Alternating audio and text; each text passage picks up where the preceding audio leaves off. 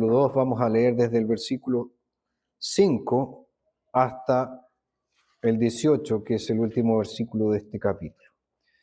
Hebreos 2, versos 5 al 18. Escuchemos con atención lo que Dios nos dice en su palabra, palabra que es infalible, inerrante y suficiente. Porque no fue a los ángeles a quienes Dios prometió el mundo venidero del cual hablamos.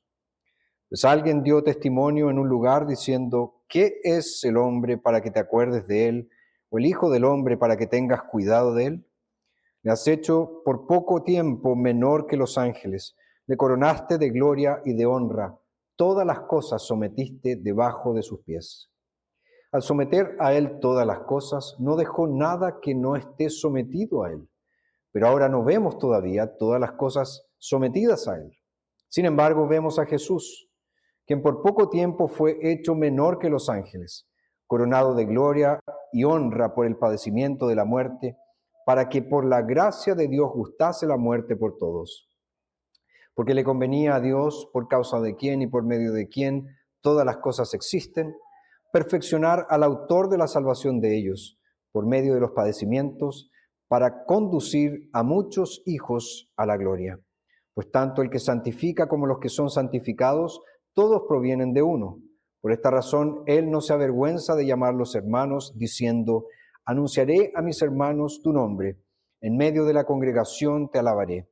Y otra vez, yo pondré mi confianza en él. Y otra vez, he aquí, yo y los hijos que Dios me dio. Por tanto, puesto que los hijos han participado de carne y sangre, de igual manera él participó también de lo mismo, para destruir por medio de la muerte el que tenía el dominio sobre la muerte. Porque si él tomó para sí a los ángeles, sino a descendencia de Abraham, por tanto era preciso que en todo fuese hecho semejante a sus hermanos, a fin de ser un sumo sacerdote misericordioso y fiel en el servicio delante de Dios, para expiar los pecados del pueblo. Porque en cuanto él mismo padeció siendo tentado, es poderoso para socorrer a los que son tentados. Hasta allí la lectura para hoy.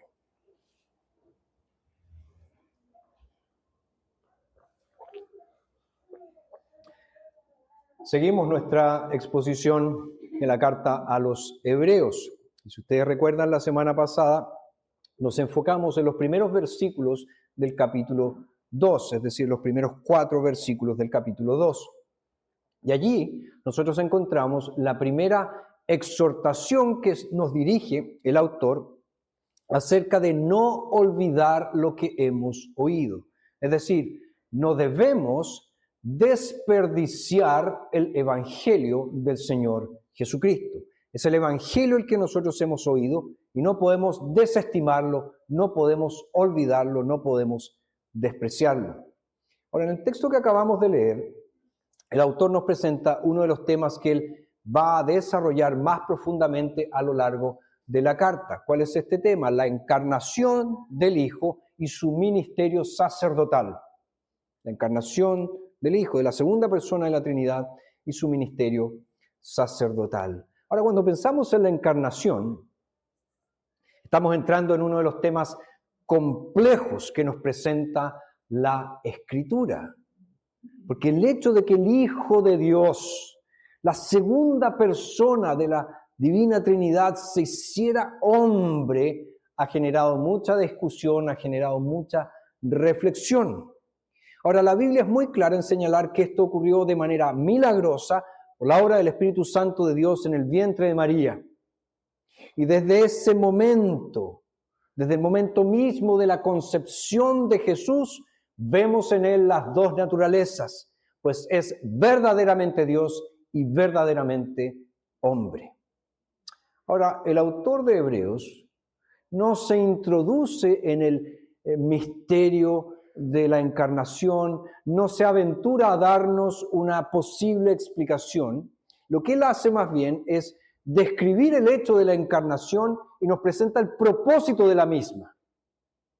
Y creo que eso es muy bíblico y es muy saludable y nosotros debemos seguir ese camino cada vez que meditemos en la doble naturaleza de nuestro Señor, en la doble naturaleza del redentor, porque ir más allá de eso puede llevarnos a territorios peligrosos y puede hacernos introducirnos en especulaciones que no edifican. Ahora, a la luz de nuestro texto, hay tres verdades que yo quisiera destacar en esta mañana. La primera de ellas es que el Hijo se encarnó para ser uno de nosotros. El Hijo se encarnó para ser uno de nosotros. Eso está en los versos 5 al 9. La segunda es que el Hijo se encarnó para llevarnos a la gloria. El Hijo se encarnó para llevarnos a la gloria. Eso está en los versos 10 al 13. Y la tercera es que el Hijo se encarnó para obtener nuestra salvación. El Hijo se encarnó para obtener nuestra salvación. Y eso está en los versos 14 al 18. Entonces, el Hijo se encarnó para ser uno de nosotros, el Hijo se encarnó para llevarnos a la gloria, y el Hijo se encarnó para obtener nuestra salvación. Y con eso en nuestras mentes, nuestro tema para hoy es la encarnación del Hijo. La encarnación del Hijo. Vamos entonces con lo primero. El Hijo se encarnó para ser uno de nosotros. Aquí el autor de Hebreos continúa tratando este gran tema que ya nos introdujo desde el principio de esta carta, es decir, la superioridad del Hijo, y particularmente en el capítulo 2, la superioridad del Hijo sobre los ángeles. Y aquí, haciendo referencia al Salmo 8, usa este texto del Salmo 8 para destacar la gloria humana y conecta esta gloria humana con el hecho de que Jesús, el Hijo de Dios, se hizo uno de nosotros. Ahora, Génesis, si ustedes recuerdan, nos dice que el ser humano fue creado por Dios en el sexto día. Y también nos dice que la creación del ser humano, a diferencia de todo lo demás que fue creado, fue precedida por la deliberación divina. Hagamos al hombre a nuestra imagen conforme a nuestra semejanza. El ser humano, por lo tanto, es la corona de la creación, la única criatura hecha a imagen de Dios. Sin embargo, como nos dice Génesis también, en el capítulo 3, cuando Adán cayó en pecado, esta imagen divina se vio distorsionada, y no solo en Adán, sino también en toda su descendencia. Y el ser humano, acuérdense, creado para reflejar la gloria de Dios, ahora proyecta una imagen desfigurada por causa del pecado. Pero Dios no dejó al hombre a la deriva, sino que, como también nos dice Génesis, anunció la venida de un Redentor, el descendiente de la mujer, la simiente de la mujer, el segundo Adán que nos habla el apóstol Pablo en Romanos 5. Dios, por lo tanto, es un Dios de gracia. Él no abandonó a la corona de la creación, más bien proveyó una solución para su desesperada situación. Ahora bien, el Salmo 8 nos dice también que el hombre gobernaría el mundo. Que el hombre gobernaría el mundo. Y vemos que el autor de Hebreos usa esto para decirnos que este texto, es decir, que el Salmo 8 halló su cumplimiento cuando el Hijo de Dios vino a salvar a su pueblo. Aquí en los versos 5 al 9, que son una cita del Salmo 8, nos dicen que Dios ha sometido el mundo venidero al hombre, a este hombre mencionado en el Salmo 8, sin dejar nada fuera de su dominio, sin dejar nada fuera de su control. Ahora es cierto que aún nosotros no vemos eso consumado, pero sí vemos, como nos dice Hebreos, a Jesús, quien por poco tiempo fue hecho menor que los ángeles, quien ha sido coronado con gloria y honra por el padecimiento de la muerte. Por lo tanto, Jesús es el segundo Adán, es quien establecerá una nueva humanidad para gobernar en un mundo nuevo, en un mundo venidero. Jesús, de hecho, es el hombre justo del Salmo 1. Es el rey heredero de los Salmos 2 y 3. Es el rey resistido de los Salmos 3 al 7. y es el segundo Adán del Salmo 8. Y Jesús es todo esto. ¿Para qué? Para que su pueblo herede la bendición y gobierne el mundo con él. Ahora el salmista en el Salmo 8 se asombra del lugar dado a la humanidad en la creación. ¿Qué es el hombre? Pregunta. ¿Qué es el hombre? Y aunque no vemos cumplido ese dominio por este momento, ojo, ese sigue siendo el llamado y la dignidad de la humanidad. El ser humano fue creado corona de la creación. ¿Para qué? Para gobernar sobre ella, para ejercer el dominio sobre ella como un virrey, como aquel que está en nombre del Dios Rey. Y Jesucristo entonces, nos dice Hebreos, fue hecho inferior a los ángeles. Fue hecho uno de nosotros.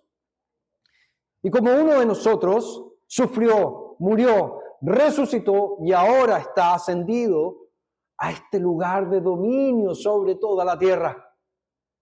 Por eso él mismo señaló, toda autoridad me ha sido dada en los cielos y en la tierra. Por lo tanto, un día nosotros veremos consumado el dominio de la humanidad sobre la creación. ¿Cuándo? Cuando la nueva humanidad en Cristo gobierne los nuevos cielos y la nueva tierra. Entonces Cristo se hizo uno de nosotros. ¿Para qué? Para consumar el plan de Dios para la humanidad. En segundo lugar, este texto nos dice que el Hijo se encarnó para llevarnos a la gloria. La encarnación, que incluye todo el estado de humillación del Hijo, tuvo, como nos dice el verso 10, como objetivo conducir a muchos hijos a la gloria. Todo lo que el Hijo sufrió le permitió cumplir el propósito eterno del Padre. Y la palabra que es traducida en nuestras Biblias como perfeccionó significa cumplir un encargo que le había sido encomendado. Entonces el autor de Hebreos está diciendo que todo lo que Cristo padeció, todo lo que Cristo sufrió, le permitió cumplir el encargo dado por el Padre. El Padre, nos dice aquí el texto, es el creador, es el sustentador de todas las cosas. El Hijo, aquí designado como el autor de la salvación, es el pionero, es quien va delante de los salvos, es el fundador de la salvación.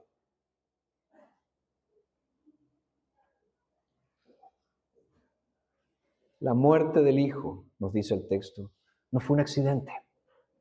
Fue planeada en el eterno designio de Dios. El autor de Hebreos sostiene que la muerte de Cristo está íntima e inseparablemente vinculada al propósito, al plan supremo eterno de Dios. Dado que para Dios y por Dios existen todas las cosas, la muerte de Cristo participa de este propósito, participa de este plan integral. No fue una casualidad, no fue una mera asunto del azar. Fue parte del designio, del propósito eterno de Dios. Ahora, al abordar el tema de los padecimientos del Hijo, el autor de Hebreos nos recuerda que la muerte de Jesús cumple este propósito soberano de Dios y que la restauración de todas las cosas en Cristo se logrará como resultado de su sacrificio en la cruz del Calvario. Dios, entonces, en su suprema soberanía estableció un propósito de gracia para llevar a la gloria a muchos hijos.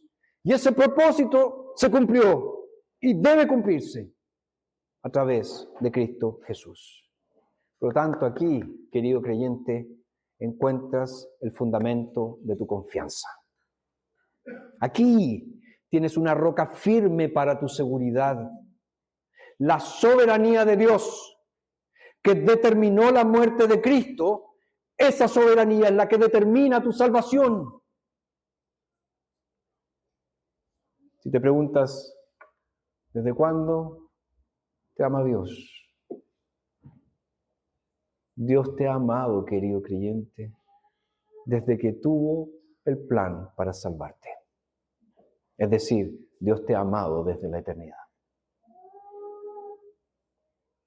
¿Fallará entonces su propósito salvador? Es el propósito salvador del Dios soberano. No puede fallar. La salvación fue planificada. La salvación se realiza, como nos dice el verso 10, por causa de quién y por medio de quién son todas las cosas. Entonces tu salvación no puede fallar porque la gloria y el honor de Dios están en juego. Ahora ya mencionamos que el Hijo se identificó con nosotros, se hizo uno de nosotros. El Hijo tomó sobre sí nuestra naturaleza humana y todo eso era necesario para redimir, para salvar a los pecadores. Era necesario que el Hijo nos salvara por la encarnación y por la expiación. ¿Por qué? Porque no había otra manera de salvarnos que fuera consistente con la santidad de Dios. No había otro camino disponible para la salvación de los pecadores que el camino seguido por Cristo en su obediencia activa y en su obediencia pasiva. Y la gran presuposición del autor de la carta a los Hebreos en esta sección es la santidad y la justicia de Dios. Dios no puede pasar por alto nuestro pecado.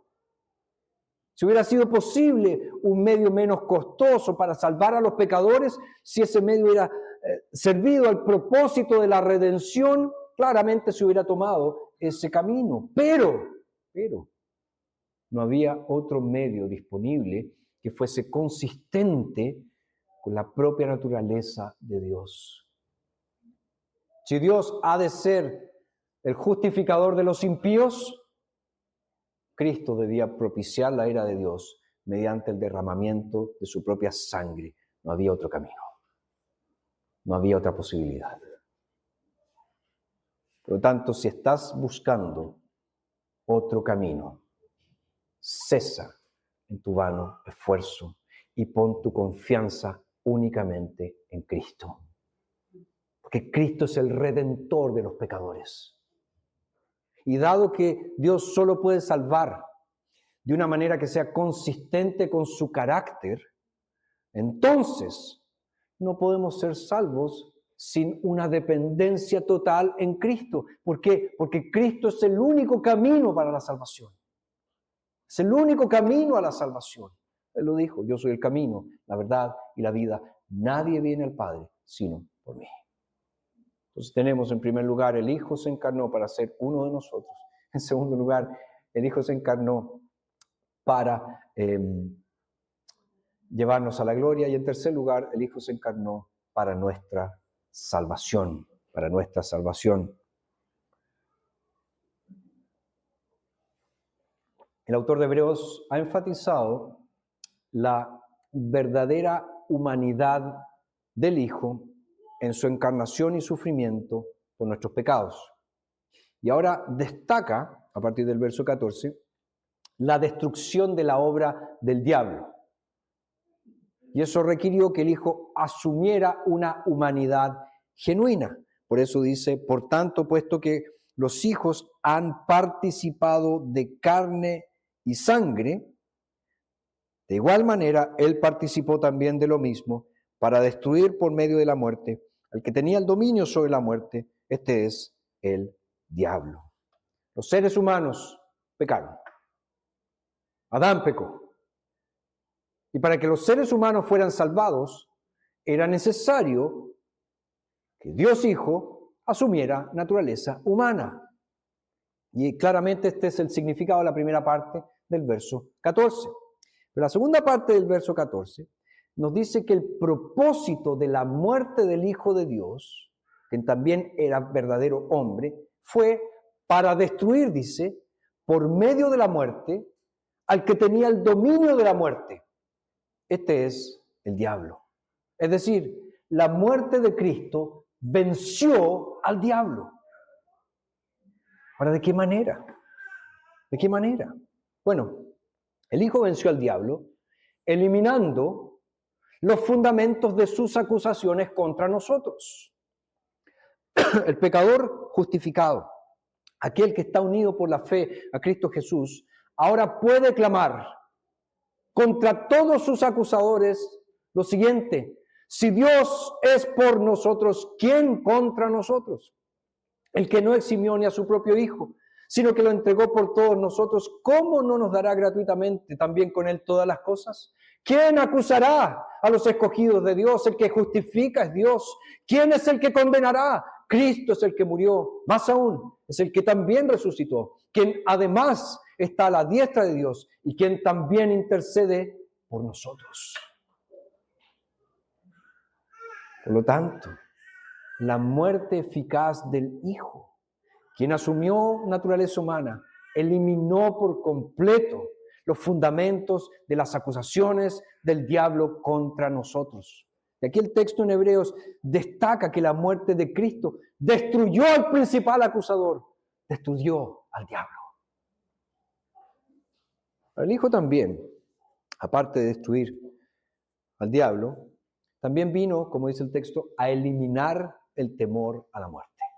Eliminar el temor a la muerte. Fíjense que la conciencia de todo pecador anuncia un día de juicio. Y eso llena el corazón del incrédulo de un miedo terrible a la muerte. El incrédulo, de hecho, está esclavizado a la muerte.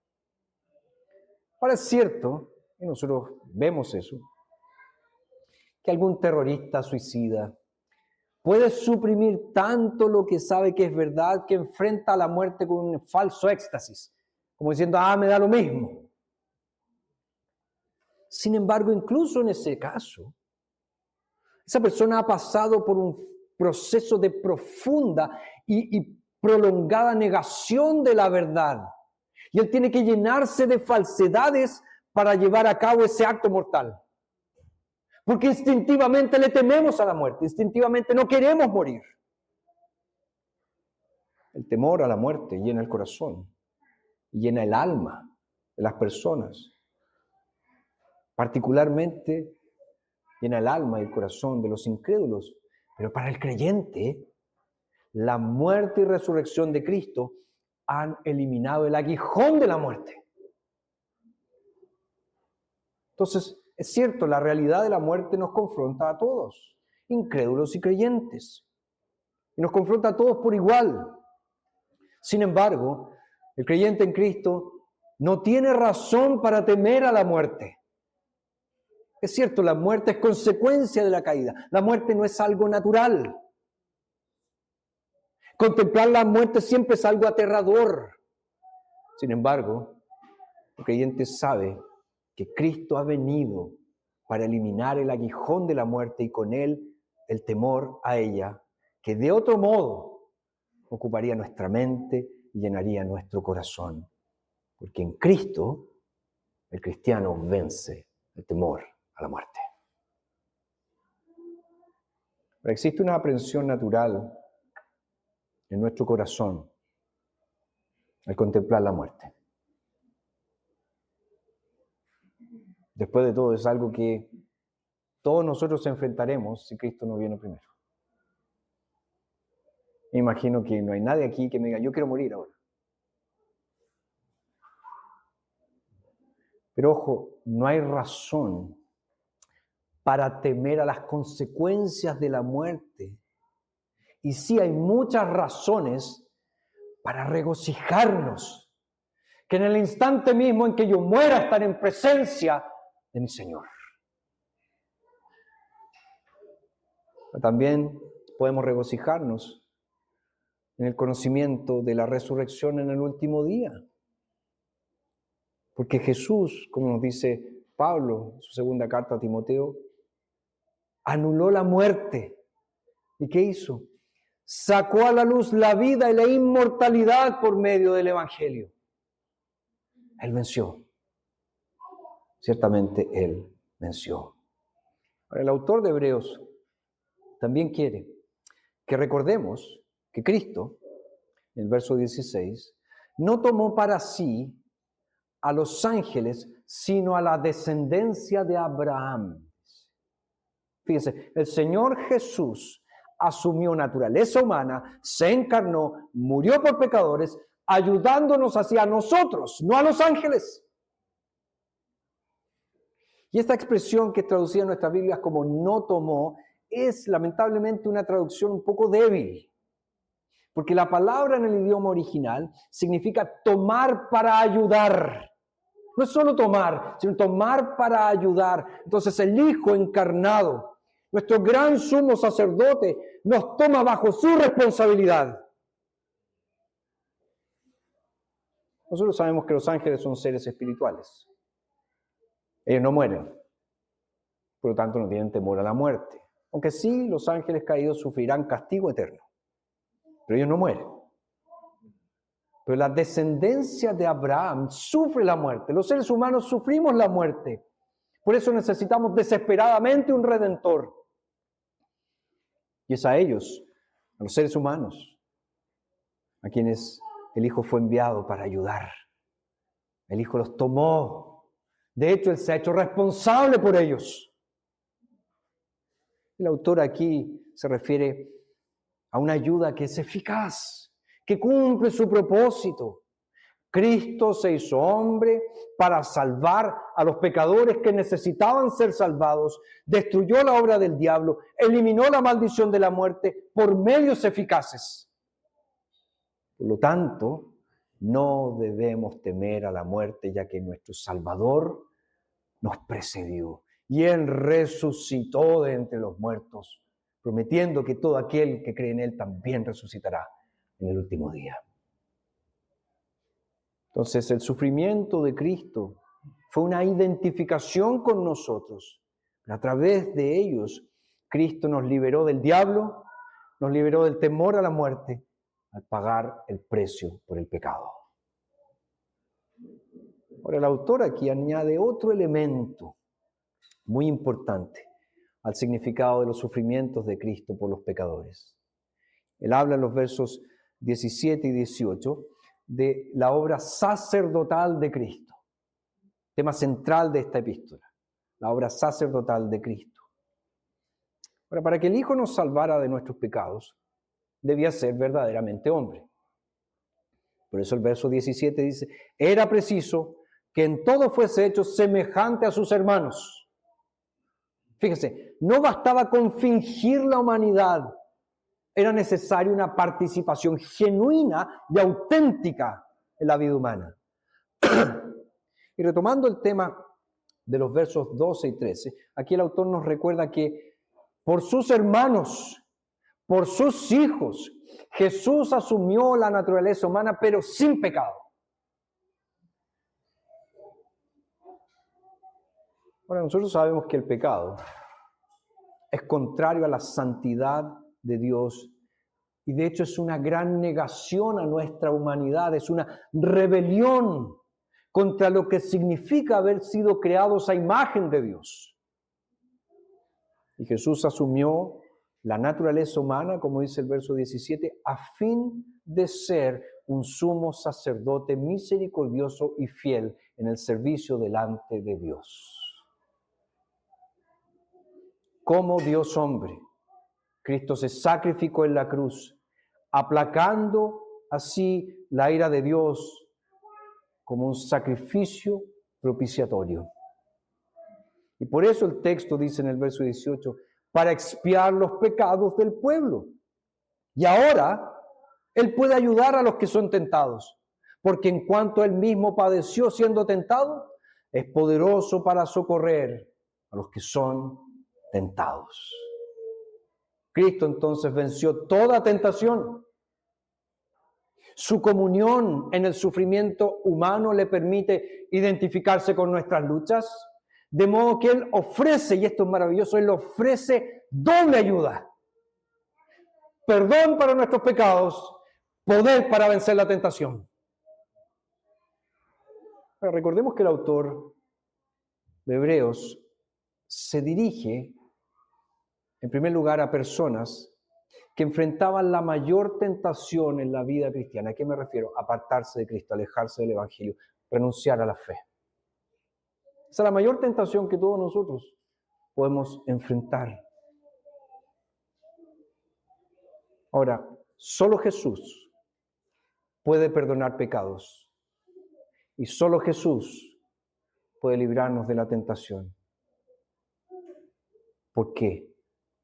Porque Él también conoció el poder de las sutiles artimañas de Satanás. Él conoce muy bien el canto de sirena que nos invita a apartarnos de la palabra de Dios. ¿Recuerdan cuando Él fue tentado en el desierto? Si eres realmente hijo de Dios, convierte estas piedras en pan. Dios dice, lánzate, porque Él enviará a sus ángeles a recogerte. Escuchó las sutiles tentaciones de Satanás. Por estas razones, el Hijo encarnado, quien aplacó la ira de Dios, quien venció nuestro pecado, quien cargó nuestro dolor, es también, como dice aquí, nuestro sumo sacerdote misericordioso y fiel. Él asume nuestra naturaleza como sumo sacerdote en el trono. Pensemos en eso un instante. Su verdadera humanidad es tan real como su divinidad. Él vino como hombre, ascendió al cielo como hombre, y Él intercede allí por nosotros en carne y hueso. El autor de Hebreos prácticamente proclama a viva voz estos hechos y nos dice, pueden confiar en Él. Él es Dios, Él es hombre. Él vino para cuidar, para ayudar a sus semejantes. Por eso sufrió. Ese es el fundamento de su confianza. Él sabe cómo enviar gracia necesaria en el momento oportuno. Para su pueblo, el Hijo es misericordioso y fiel en su obra sacerdotal. Ya para estar concluyendo, querido y estimado pecador, necesitas un sumo sacerdote. Necesitas un sumo sacerdote. Confía entonces en el único Salvador de los pecadores. El único cuyo sacrificio puede salvar hasta el corazón más vil, hasta el corazón más oscuro. Y cuando acudas a Él, vas a descubrir que por su gracia, Él te ha estado buscando todo el tiempo. Para todos los que conocen a Cristo y contemplan la realidad de la encarnación, del sacrificio propiciatorio, de la obra sacerdotal, conocen su grandeza. Saben que todo depende de Él. El autor de Hebreos quería que sus primeros lectores comprendieran eso. Y el autor divino, el Espíritu Santo, quiere que su pueblo hoy, que nosotros hoy, comprendamos precisamente lo mismo. Por lo tanto, cuando escuches esa palabra, ese término teológico, encarnación,